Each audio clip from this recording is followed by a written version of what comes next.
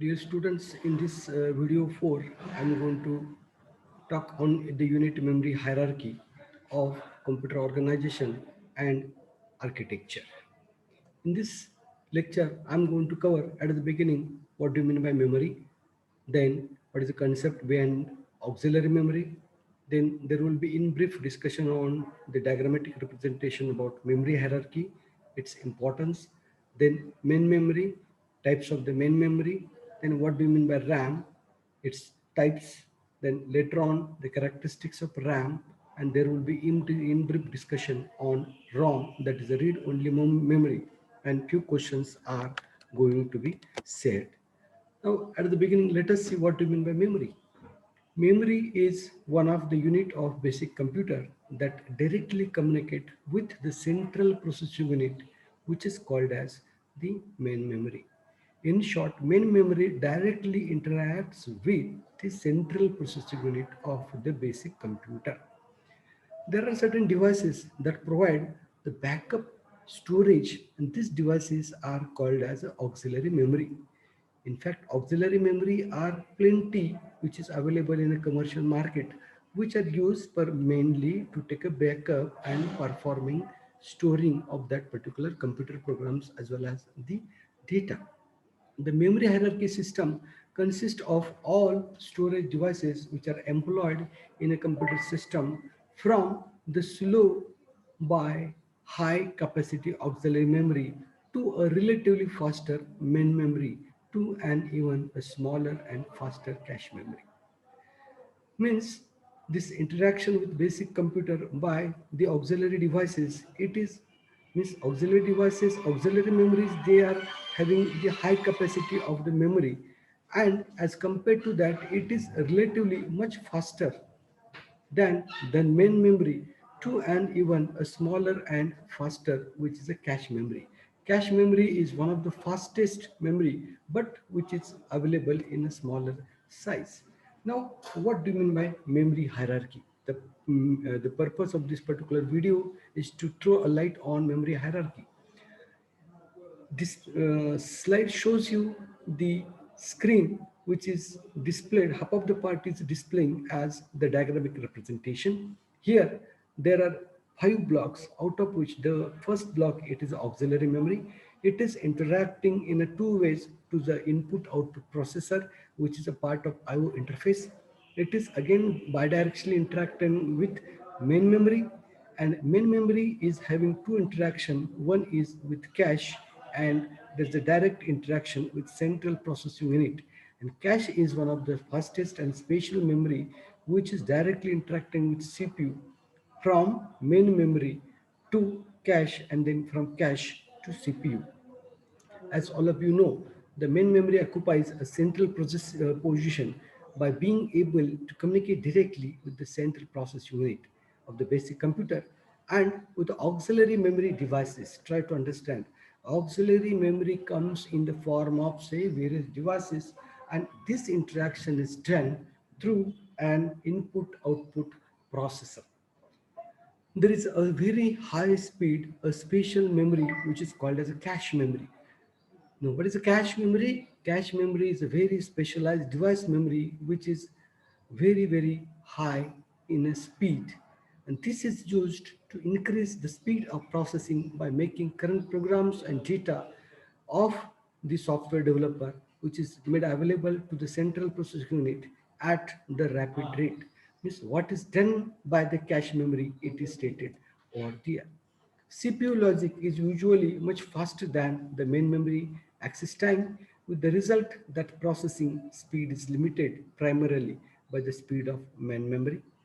It is also mentioned that the cache is used for storing segments of your programs which is currently being executed in the central processing unit of the computer, and the temporary data which is required frequently in the present calculations, it is stored, as a result of which, as and when the data is required by the programs which are executing currently, these are using that particular segments instantly, and as a result of which you will see that the performance is better in terms of, say, cache memory. Auxiliary memory access time is usually 1000 times that of the main memory. Means whatever the speed of main memory, that particular speed into 1000 times faster is the speed of various this is the access time of auxiliary memory devices. Now this slide will give us the information about the main memory. Now let's see what do you mean by main memory.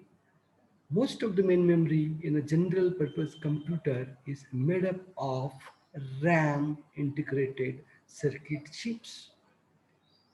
Now, this RAM stands for random access memory, and it is coming in the form of integrated circuits kept on the board in a central processing unit. But a portion of the memory which may be constructed with the ROM chips. This ROM stands for read-only memory, and the part of certain portion of the memory, this is also kept in the form of chips, and these chips are labeled as the ROM chips or ROM memory rather. Now main memory is coming in two form. One is a RAM and second one is a ROM. These are the two types of the main memories. Now let's see what exactly the RAM stands for. RAM is abbreviated as random access memory. Many times integrated RAMs are available in two possible operating modes. This again, RAM has got two operating modes or two types of RAM is available for processing. One is a static RAM and second one is a dynamic RAM. And later on, we will be discussing a second type of main memory, that is ROM, which is called as a read-only memory. Now, let us go in brief. What is a RAM?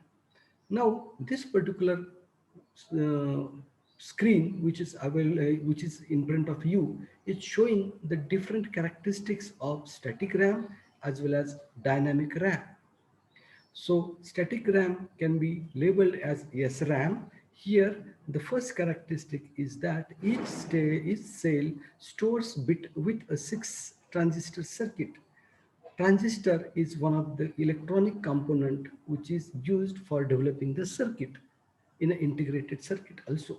Second characteristic, it retains value indefinitely as long as it is kept powered.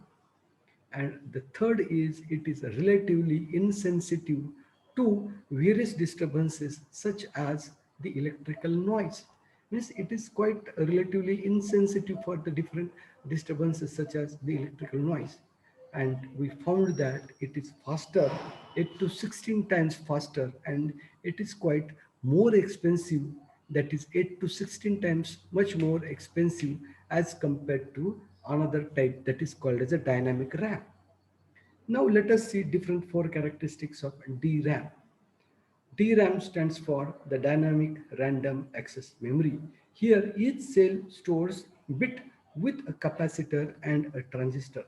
Like a transistor, there is a one more electronic component is used in developing the electronic circuit called as a capacitor. The value must be refreshed after every 10 to 100 millisecond, means a very minor time. And the third characteristic, it is very sensitive to the disturbances.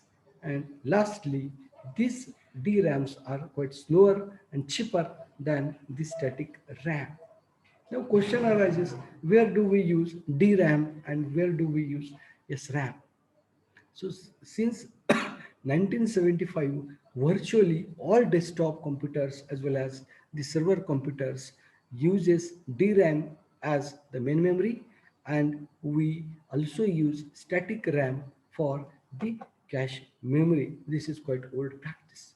Now let us throw let us throw a line on ROM.